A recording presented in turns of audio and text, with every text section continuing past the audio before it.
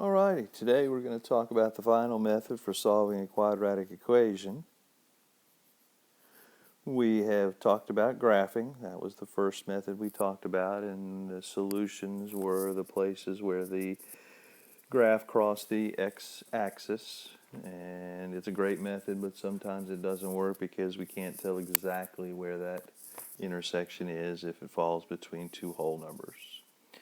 Factoring works, but not every problem can be factored. All right. We saw some the other day that we could not find those two magic numbers that would multiply together to give us something and add together to give us something. And so factoring can work, but only in certain situations. Yesterday we completed the square, and if we recognize a situation where we've got a perfect square trinomial somewhere in the problem, then yeah, that's a good method to use. Quadratic formula works for every single problem. It is kind of labor intensive in that you got a lot of opportunities. It's really just solving for x once I plug everything into the equation, but you got some squares and you got pluses and minuses running around there, and sometimes that can get can cause silly mistakes. But the quadratic formula is x equals the opposite of b plus or minus the square root of b squared minus 4ac all over 2a. And there's actually a way to remember this. I hate to do this. My wife's sitting here and she's going to have to hear me do this. But there's a little sing-song thing that you can do to remember this. If you remember the song Frère Jacques, Frère Jacques, Frère Jacques, dormez-vous, dormez-vous. So anyway, you can remember it this way. X equals opposite of b, x equals opposite of b, plus or minus the square root, plus or minus the square root, b squared minus 4ac, b squared minus 4ac, all over 2a, all over 2a. And I expect each of you to be able to sing that probably better than me tomorrow for class. Just kidding. Part of that quadratic formula, the b squared minus 4ac that's up under the radical, has a special name. That b squared minus 4ac is called the discriminant.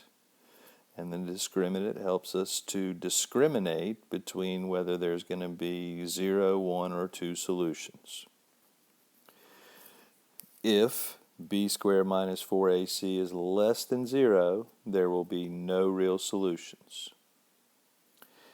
If b squared minus 4ac equals 0, there's going to be only one solution. And if b squared minus 4ac is greater than 0, there will be 2 solutions. Now, no real solutions. Just about every number fits under those categories, all the rationals, all the irrationals. So the only thing left over are the imaginary solutions. So let's run through some examples. Here's the first equation, x squared minus 8x plus 16 equals 0. Here's the quadratic formula. Let's identify our a value, which is 1, our b value, which is negative 8, and our c value, which is 16. Notice that negative sign today is going to go with our b value. And so I plug it in. Negative 8, or the opposite of negative 8, plus or minus the square root of b squared, which is going to be negative 8 squared, minus 4 times a, which is 1, times c, which is 16, all over 2 times 1.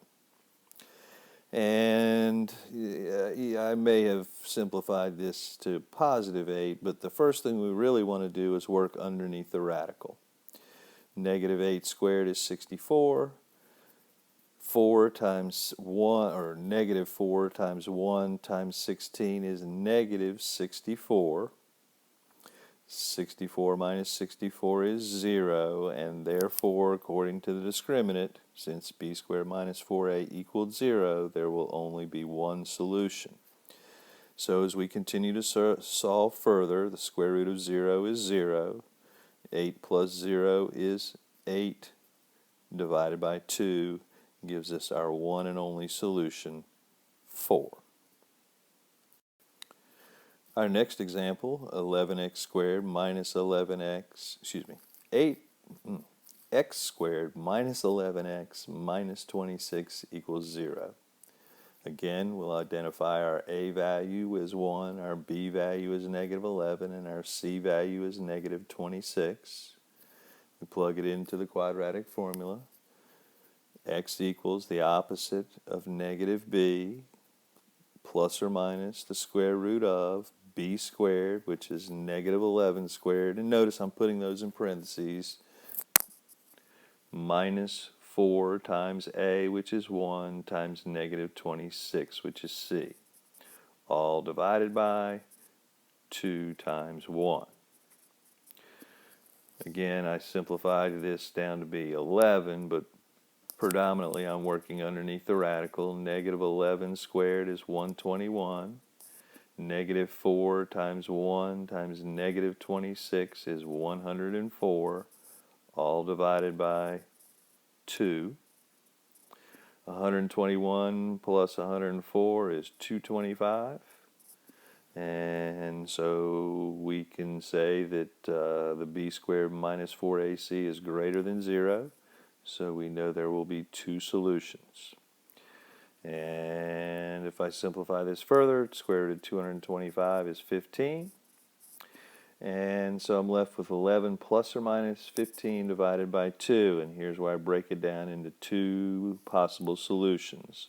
11 plus 15 divided by 2 and 11 minus 15 divided by 2. 11 plus 15 is 26 divided by 2 is 13. 11 minus 15 is negative 4 divided by 2 is negative 2, and these are our 2 solutions, 13 and negative 2. Our next example, x squared minus x equals negative 1. Wanted to throw a little curveball at you. You always want to make sure that you got 0 on one side of the equation, because we're trying to find the zeros, the solutions. And again, we identify, so I added 1 to both sides to get the 0 by itself. And we go through and identify our A value is 1, our B value is negative 1, our C value is 1. Plugging that in, I have the opposite of negative 1 plus or minus the square root of 1 squared minus 4 times 1 times 1, all divided by 2 times 1. Simplify this a little bit. The opposite of negative 1 is positive 1. Inside the or underneath the radical, 1 squared is 1. Negative 4 times 1 times 1 is negative 4. And 2 times 1 is 2. Still underneath the radical, 1 minus 4 gives us negative 3. And since b squared minus 4ac is less than 0, we know there are no real solutions. We're not going to get anything pretty like 13 and negative 2. We won't even get any fractions, because we know that the square root of negative 3 simplifies to be I times the square root of 3. So our solution is going to be x equals 1 plus or minus I times the square root of 3 divided by 2. And that's it. That's as far as you can go. Now, I know you're going to want to know how much work you need to show. The bottom line is this.